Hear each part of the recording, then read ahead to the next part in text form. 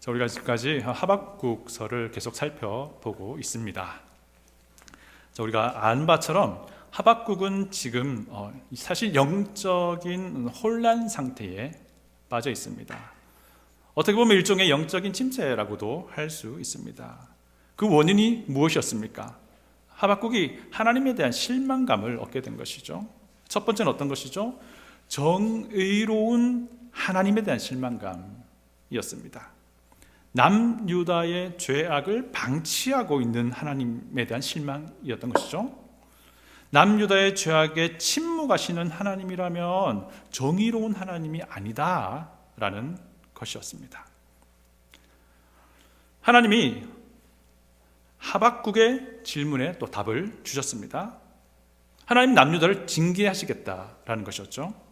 자, 그런데 문제가 더 사악한 바벨론을 사용해서 남유다를 징계하겠다라고 하는 것이었습니다.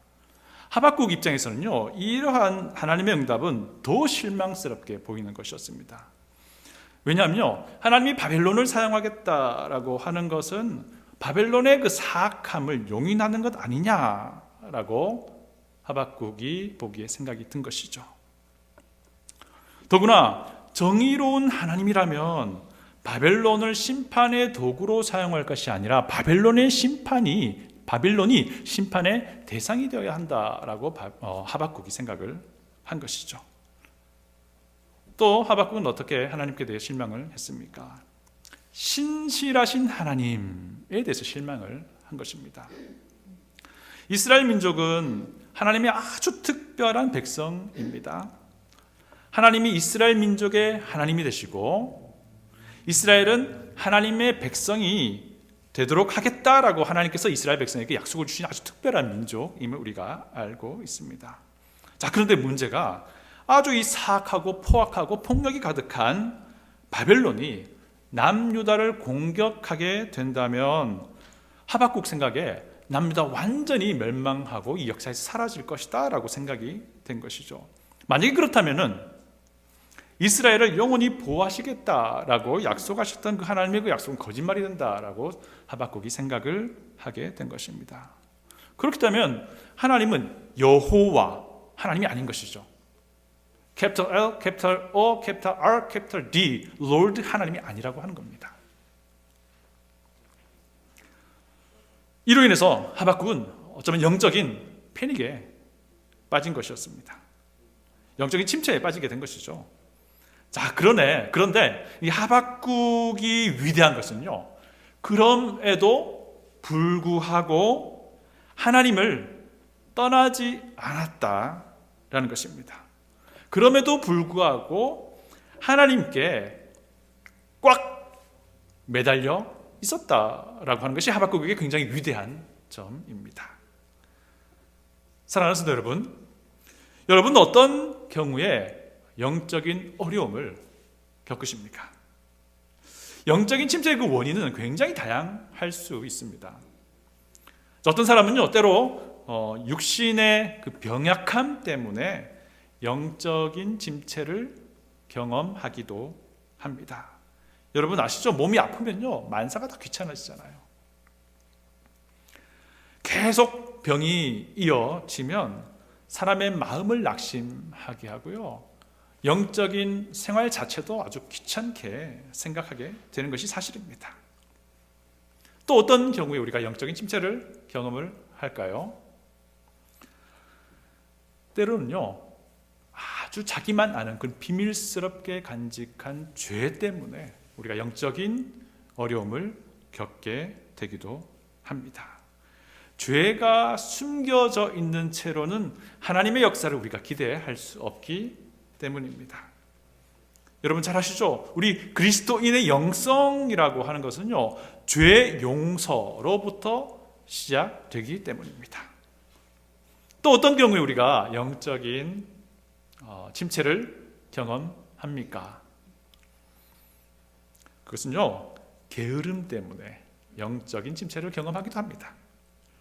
자, 한번 보십시오. 요즘과 같이 코비드-19 팬데믹 상황으로 아마 많은 그리스도인들이 이것들을 경험할 수도 있습니다. 자, 모두가 함께 모여서 주일 예배 드리고, 모두가 함께해서 수요일 예배 드리고, 모두가 함께해서 이런저런 모임을 가졌던 과거에 비해서 지금 한번 보시면 상황이 많이 달라져 있습니다. 함께 모이지 못하다 보니까요, 점점 마음도 사실 나태해집니다. 그리고 몸도 게을러지는 것이 사실입니다. 그러다 보니까 우리의 영적인 상황도 바닥을 치게 되기도 합니다. 저는 개인적으로 우리 모두가요, 모이든 모이지 않든 정말 굳건한 영성을 유지하기를 원합니다. 그런데 사실 혼자서 영적인 생활을 하는 것이 그리 쉬운 일만은 아닌 것은 사실입니다. 또 어떤 경우에 우리가 영적인 침체를 경험할까요? 그건요, 다른 사람과의 관계가 깨어지거나 혹은 그 관계가 어려워지면 영적인 침체를 경험하게 됩니다. 왜 그럴까요? 여러분, 우리 그리스도인에게 있어서 다른 그리스도인과의 그 관계는요, 자신의 하나님과의 관계를 보여주는 꼭 마치 리트머스 시험지와 같기 때문입니다. 하나님과의 관계는요, 우리의 이웃과의 관계와 비례한다는 것입니다. 예수님께서도 이것을 말씀해 주셨습니다. 하나님을 사랑하고 이웃을 사랑하라 라고 하신 것이 바로 이것입니다. 만약에 다른 사람과의 관계에 어떤 어려움이나 문제가 있다라고 한다면요, 영적인 침체를 경험할 수밖에 없는 것입니다. 또 어떤 경우에 우리가 영적인 어려움을, 하락을 경험할까요? 아마 때로는 하박국처럼요, 내가 믿고 의지하는 그 하나님에 대한 실망으로 인해서도 아마 영적인 침체를 경험할 수도 있을 것입니다. 자, 그 이유가 무엇이었든 그리스도인은요, 영적인 혼란과 때로는 침체를 경험합니다. 이것이 짧게 끝날 수 있으면 참 좋겠는데요, 어떤 경우에는 굉장히 길게 갈 때도 있습니다. 그러면 너무 난감한 상황이 우리에게 닥치는 것이죠. 어쨌든 어떤 그리스도인이든지 영적인 침체를 경험한다라는 것입니다. 오늘은요, 우리 하박국 2장 1절로 4절을 중심으로 해서 이 영적인 침체에 우리가 어떻게 대비할 것인가를 좀 살펴보고자 합니다. 자, 첫째는요, 파수대를 확보하라, 성루를 확보하라 라는 것입니다. 파수대, 그러니까 여호와의 증인이 생각나죠?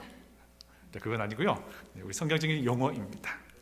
자, 1절을 다 같이 읽어보겠습니다. 2장 1절입니다. 다 같이 성경을 가지고 계시면 찾아서 같이 읽도록 하시겠습니다. 내가 내 파수하는 곳에 서며 성루에 서리라. 그가 내게 무엇이라 말씀하실는지 기다리고 바라보며 나의 질문에 대하여 어떻게 대답하실는지 보리라 하였더니. 하박국이 위대한 점은 무엇이었습니까? 그럼에도 불구하고 하나님과 계속해서 소통을 유지하고 있다라는 것입니다. 그래서 하나님과의 이 지속적인 관계를 맺고 소통하는 것을 오늘 하박국은요, 파수하는 곳, 성루라고 표현하고 있다는 것입니다. 파수대 혹은 성루가 과연 어떤 일을 하는 곳입니까? 군인이 적군의 동태를 살피는 곳입니다. 이곳에 서면은 한시라도 눈을 떼면 안 되는 곳입니다. 또 무엇을 하는 것입니까? 군인이 만약에 우리 아군이 성 밖에서 전투를 하고 있으면 우리 아군의 그 전장의 현황이 어떤지를 알려주는 전령이 오는데 그 전령을 애타게 기다리는 장소가 바로 파수대 혹은 성루입니다. 마치 적군의 동태를 살피는 것처럼, 전령을 애타게 기다리는 군인처럼 하나님의 응답을 기다리고 있었다라고 하는 것을 하박국이 자신의 비유로 설명을 하고 있는 것입니다. 근데 중요한 것은요, 하박국이 하나님의 응답을 기다리고 있었다라고 하는 거예요. 우리 하나님은요, 하나님의 자녀인 그리스도인이 겪는 모든 문제에 대한 답을 분명히 갖고 계신 분이십니다. 그렇기 때문에 모든 문제를, 모든 침체를 가지고 하나님께 주목해야 한다는 것입니다. 하나님의 답을 우리가 들을 수 있어야 한다는 것입니다. 자, 그리스도인에게 파수하는 곳, 파수대와 성류는 어떤 의미가 있을까요? 첫째는요, 하나님의 응답을 기다리는 간절한 마음이라고 할 수 있습니다. 이것은요, 하나님께만이 분명한 답이 있다고 하는 그 믿음을 표현하는 단호한 의지입니다. 파수하는 곳에 서며 성루에 서리라 라는 이 표현은요, 하박국의 그 단호한 의지를 보여주는 것입니다. 내가 반드시 파수대에 서겠다, 내가 반드시 성루에 서겠다 라는 하박국의 의지의 표현입니다. 하나님의 응답을 듣는 것이 무엇보다도 중요하다라고 하는 하박국의 그 마음의 표현인 것이죠. 자, 그런데 하박국이 성루에 서가지고 무엇을 하겠다라는 것입니까? 하나님이 무엇을 말씀하실지를 기다리겠다라는 것입니다. 하나님이 무엇을 말씀하실지를 바라보겠다라고 하는 것입니다. 하나님께로부터 응답 듣는 것이 너무나도 중요하다라고 하는 것을 오늘 이 본문이 말해주고 있다는 것입니다. 그러한 하박국의 간절한 마음이, 그러한 하박국의 애타게 기다리는 그 마음이 우리에게도 있기를 원합니다. 또 이 파수대 혹은 성루는 현재를 살아가는 우리 그리스도인에게 어떤 의미가 있을까요? 하나님과 소통하는 시간이라고 할 수 있습니다. 하박국은 하나님께 외치며 매달리며 기도하는 시간도 가졌고요, 하나님의 응답을 듣는 시간도 가졌다는 것입니다. 하박국이 처절하게 매달리고 하나님께 기도하고 나서 그것으로 끝난 것이 아니라 그 뒤에 하나님이 무엇을 말씀하실지를 기다리는 그 시간을 가지고 있었다라고 하는 것이죠. 하박국은요, 하나님께 매달리며 기도하는 시간도 가졌고 그 뒤에 하나님으로부터 응답을 듣는 그 시간을 확보하고 있었다라는 것입니다. 성루는 하나님과 소통하는 시간을 우리에게 말해줍니다. 하나님께 우리의 문제를 가지고 나아가는 그 시간을 말합니다. 그리고 하나님의 응답을 듣는 그 시간을 우리에게 말해주고 있습니다. 우리에게요, 하박국이 가졌던 그 간절함, 하박국이 가졌던 하나님과 소통하고자 하는 그 간절함, 그 애타는 마음이 있다면요, 우리도 반드시 시간을 확보할 것입니다. 하나님과 소통하는 그 시간을, 하나님으로부터 응답을 듣는 그 시간을 확보하게 될 것입니다. 또 파수하는 곳, 성루가 우리 그리스도인에게 어떤 의미가 있을까요? 그것은 하나님과 소통하는 장소입니다. 하박국은 하나님께 외치기 위해서, 하나님의 응답을 듣기 위해서 자기만의 장소가 있었다라고 하는 것입니다. 비록 비유이긴 하지만 하박국에는 파수대가 있었고요, 하박국에게는 성루가 있었다라는 것입니다. 하박국만이 가지고 있는 하나님과 소통하기 위한 그 장소가 그에게 있었다라고 하는 것이죠. 하나님과의 간절한 소통을 위해서 하박국은 장소를 확보하고 있었던 것입니다. 사랑하는 성도 여러분, 여러분에게는 하나님께 매달리기 위한 장소가 있습니까? 여러분에게는 하나님의 응답을 기다리기 위한, 하나님의 응답을 듣기 위한 여러분만의 골방이 있습니까? 사랑하는 성도 여러분, 우리에게 이 마음이 필요합니다. 하나님과 소통하고자 하는 그 애타하는 간절한 마음이 우리에게 필요하다는 것입니다. 또한 우리에게 하나님과 소통하기 위해 확보된 시간이 필요하다는 것입니다. 또한 우리에게 하나님과 대화하며 하나님의 응답을 기다리고자 하는 장소가 필요하다는 것입니다. 이것이 도대체 무슨 말입니까? 우리가 하나님과 소통하고 있느냐 안 하고 있느냐, 이것을 말하고 있는 것입니다. 사랑하는 성도 여러분, 많은 어려움이 밀려오고 있습니까? 혹은 영적인 어려움을 겪고 있습니까? 모든 것을 막 놓고 싶을 때가 있습니까? 그럴 때일수록 우리는 하나님께 더 매달려야 합니다. 그럴 때일수록 더 간절한 마음으로 하나님의 응답을 기다려야 할 것이고요. 그럴 때일수록 더 간절한 애타는 마음으로 하나님께 매달릴 수 있어야 합니다. 그것이 우리에게 영적인 성루가 될 것이고 우리에게 영적인 파수대가 된다라고 하는 것입니다. 우리에게 이러한 시간이, 이러한 장소가, 이러한 마음이 확보되어 있어야 한다는 것입니다. 우리만의 파수대를, 우리만의 성루를 반드시 가지시길 바랍니다. 아무리 바쁘다 하더라도요, 우리만의 성루를 확보해야 합니다. 이것이 정말 지혜로운 것 아닐까요? 어떤 이에게는 파수대 혹은 성루가요, 주일 예배가 될 수도 있습니다. 또 어떤 이에게는요, 새벽 기도의 시간이 될 수도 있습니다. 또 어떤 이에게는 요즘에는 우리가 수요일 가정 예배로 드리잖아요. 수요 가정 예배가 될 수도 있습니다. 또 어떤 이에게는 가정에서 또 따로 가족끼리 가지는 영적인 어떤 모임의 시간이 될 수도 있습니다. 또 어떤 이에게는요, 집에서 따로 시간을 내어서 하나님께 기도하며 나가는 그런 시간이 될 수도 있습니다. 또 어떤 이에게는요, 혼자만 시간을 확보해서 하나님께 찬양하며 나아가는 그런 시간이 될 수도 있고요. 또 어떤 이에게는 개인의 경건 시간이 될 수도 있습니다. 또 어떤 사람에게는요, 출근길 차 안에서 하나님께 중얼중얼거리며 기도하며 나아가는 그런 시간이 될 수도 있습니다. 어떤 모양이 되었든, 어떤 장소가 되었든, 어떤 시간이 되었든 정말 애타는 마음으로 하나님과 소통하기 위한 그 성루를 반드시 확보하시기를 간절히 부탁드립니다. 절대로 여러분이 가진 성루를 또한 포기하지 마시길 바랍니다. 여러분 그거 아시죠? 선하신 우리 하나님은 여러분이 서 있는 그 성루에서 하나님의 선하신 답을 알려주실 것입니다.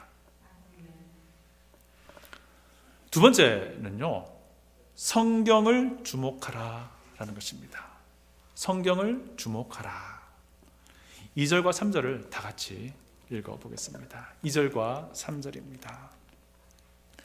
여호와께서 내게 대답하여 이르시되 너는 이 묵시를 기록하여 판에 명백히 새기되 달려가면서도 읽을 수 있게 하라. 이 묵시는 정한 때가 있나니 그 종말이 속히 이르겠고 결코 거짓되지 아니하리라. 비록 더딜지라도 기다리라. 지체되지 않고 반드시 응하리라. 아멘. 자, 어떻게 됩니까? 결국 하나님은 하박국은 하나님께로부터 응답을 얻게 됩니다.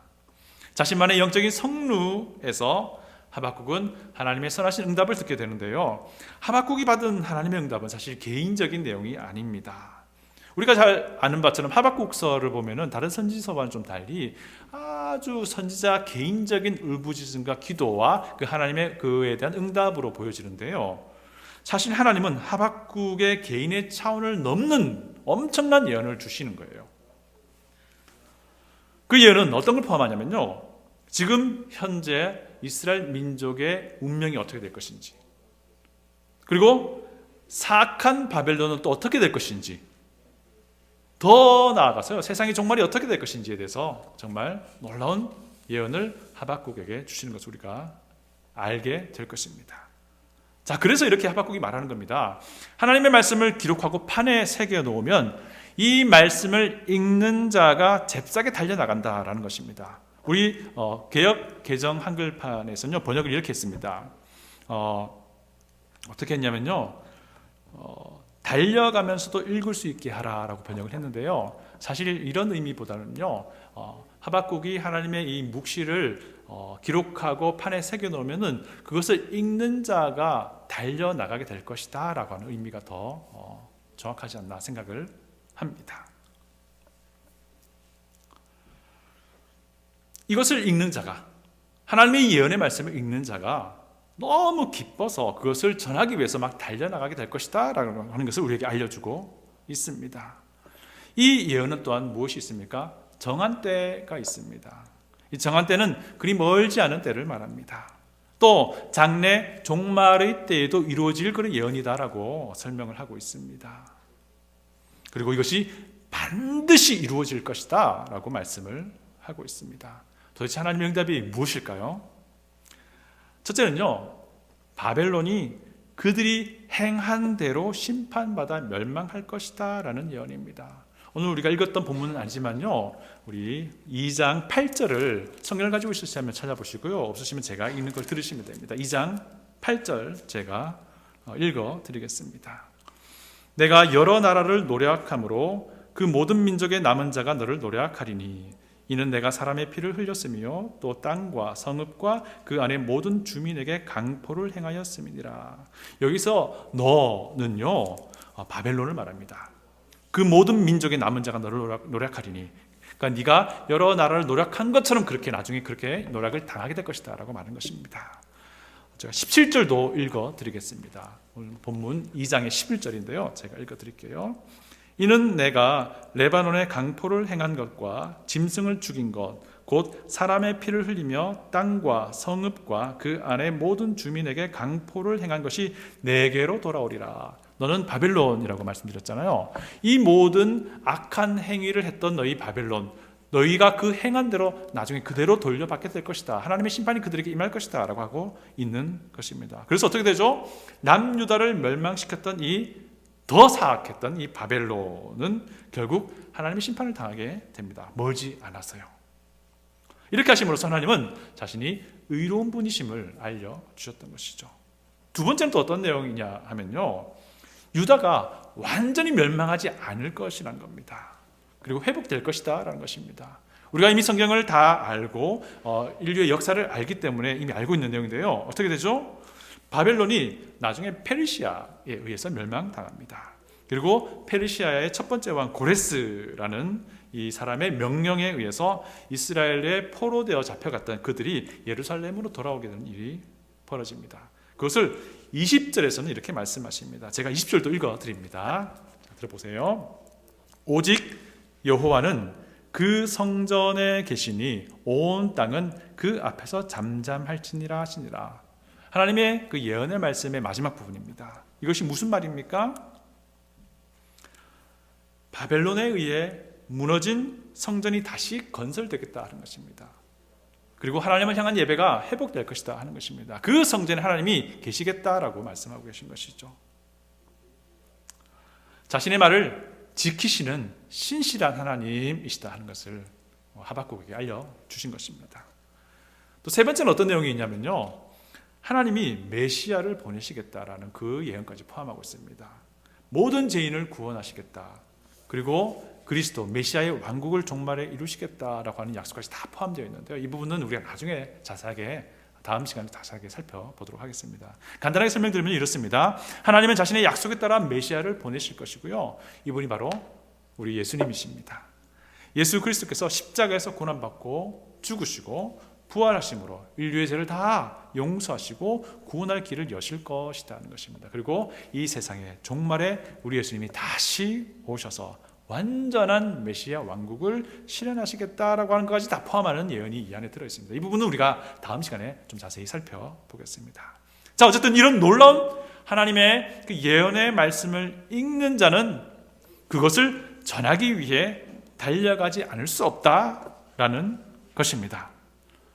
오늘 본문 2절의 이 말씀, 이 묵시를 기록하여 판에 명백히 새기되 읽는 자는 달려가게 될 것이다 라고 하는 이 말씀은요, 이사야서 52장 7절에 나온 내용을 우리에게 기억하게 합니다. 제가 이사야서 52장 7절도 읽어드리겠습니다. 좋은 소식을 전하며 평화를 공포하며 복된 좋은 소식을 가져오며 구원을 공포하며 시온을 향하여 이르기를 내 하나님이 통치하신다 하는 자의 산을 넘는 발이 어찌 그리 아름다운가.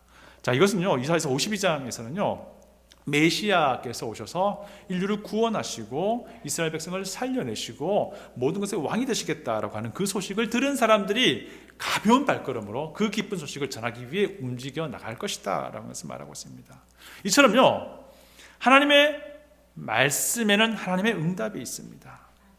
하나님의 말씀을 응답으로 받은 자가요, 그것이 너무 귀해서 다른 사람에게 알리지 않을 수 없다라고 하는 것을 우리에게 보여주고 있습니다. 하박국은요, 그것을 묵시의 형태로, 환상의 형태로 받았습니다. 그리고 그것을 기록했습니다. 놀라운 것은요, 그 기록이 지금 우리 손에 있다는 것입니다. 하나님 자신의 말씀을 기록으로 남기셨고요, 그것을 우리 손에 주셨습니다. 그것이 바로 우리가 가지고 있는 이 성경입니다. 사랑하는 성도 여러분, 성경을 주목하시기 바랍니다. 영적인 침체에 대한 모든 해결책이 성경 말씀 안에 있습니다. 성경 우리가 멀리하면 멀리할수록요, 실망, 절망, 침체, 좌절이 오게 될 것입니다. 하지만 우리가 성경을 주목한다면요, 실망도, 절망도, 영적인 침체도 다 우리의 것이 아니게 될 것입니다. 성경을 가까이 한다면요, 영적인 침체는 다른 사람의 이야기가 될 것입니다. 우리 모두가 성경을 주목할 수 있기를 원합니다. 세 번째는요, 신실하게 변함없이 서라라는 것입니다. 신실하게 변함없이 서라는 것입니다. 우리 다 같이 본문 4절을 읽어보겠습니다. 다 같이 하박국 2장 4절을 같이 읽습니다. 보라, 그의 마음은 교만하며 그 속에서 정직하지 못하나 의인은 그의 믿음으로 말미암아 살리라. 아멘. 너무 유명한 말씀이죠. 우리가 너무 잘 아는 말씀입니다. 그래서 그런지 신약 성경에서도 3번씩이나 인용을 하고 있는 말씀입니다. 의인은 그의 믿음으로 말미암아 살리라. 오늘 4절 보니까요, 두 부류가 대조가 되고 있습니다. 교만한 자, 정직하지 못한 자와 의로운 자, 의인이 구분되고 있고 대조되고 있습니다. 이 교만하고 정직하지 못한 자는 바벨론을 의미합니다. 그리고 바벨론과 같은 그런 사악한 모든 자를 의미한다 할 수 있고요, 반면에 의인은 하나님의 백성을 말합니다. 하박국 선지자를 포함한 하나님의 백성을 말한다 할 수 있습니다. 그리고 현재를 살아가고 있는 우리 그리스도인이 이에 해당되지 않나 생각할 수 있습니다. 선지자로 하여금 영적인 패닉을 겪게 하고 있는 그 원인이 되고 있는 이 약한 바벨론이 버젓이 활개를 치고 있는 가운데에서 너 의로운 자 하박국 선지자, 너는 믿음으로 살아야 한다라고 말하고 있는 것입니다. 영적 침체라는 그런 상황 가운데에서도 그럼에도 불구하고 그리스도인들이 믿음으로 살아야 한다라고 하는 것인데요, 여기서 믿음으로 말미암아라고 하는 것을 좀 살펴봐야 될 것 같습니다. 이 성경 전체에서는 여기 두 가지 개념이 있는데요, 첫째는 죄인이 의로운 자가 되는 그런 믿음을 말합니다. 이것은 죄인이 죄를 용서받게 되는 믿음을 말합니다. 죄인이 거듭나는 것을 말하는 것입니다. 이것은요, 어떻게 그러면 의로워질 것인가, 어떻게 구원 얻을 것인가 하는 그런 문제입니다. 두 번째는요, 의인이 의인답게 살아가게 하는 그 믿음을 말합니다. 죄 용서받은 거듭난 그리스도인이 그리스도인다운 삶을 살아가게 하는 그 믿음을 이야기하는 것입니다. 의인이 그럼 어떻게 하면 의인답게 살 것인가 라는 그런 문제를 말하는 것입니다. 아까 말씀드린 것처럼 하박국 2장 4절은요, 신약 성경에서 3번 인용이 되는데요, 이 부분을 좀 살펴보도록 하겠습니다. 갈라디아서, 로마서, 히브리서에서 각각 한 번씩 3번 전체 인용되는데요, 갈라디아서 3장 11절에서는요, 죄인이 어떻게 하면 의로워지는가 라고 하는 부분에 초점을 맞춰서 하박국 2장 4절을 인용하고 있습니다. 제가 갈라디아서 3장 11절 읽어드리겠습니다. 또 하나님 앞에서 아무도 율법으로 말미암아 의롭게 되지 못할 것이 분명하니 이는 의인은 믿음으로 살리라 하였습니다. 율법의 행위로 사람이 하나님께로부터 의롭다함을 받는 것이 아니라 오직 믿음으로, 예수님을 믿는 그 믿음으로 의롭다 하심을 얻는다라고 하는 부분을 이야기합니다. 사람이 어떻게 하면은 의로워지는가, 사람이 어떻게 하면 구원 얻는가 라고 하는 그 믿음에 초점을 맞추고 있습니다. 로마서 1장 17절을 보시면요, 두 가지 다를 똑같이 균형 있게 강조하고 있는 것을 보게 됩니다. 제가 로마서 1장 17절을 읽어드립니다. 복음에는 하나님의 의가 나타나서 믿음으로 믿음에 이르게 하나니 기록된 바 오직 의인은 믿음으로 말미암아 살리라 함과 같으니라. 여기서요, 믿음으로 믿음에 이르게 하나니라고 하는 부분이 나오잖아요. 이것은요, 믿음으로 의롭다함을 얻은 그리스도인이 된 그 사람을 이야기합니다. 그리고 그 사람이 또 믿음으로 의롭게 된 자처럼 살아가는 그 믿음을 이야기를 하고 있는 것이죠. 두 가지를 다 강조하고 있습니다. 마지막으로 히브리서 10장 38절을 제가 살펴드리겠습니다.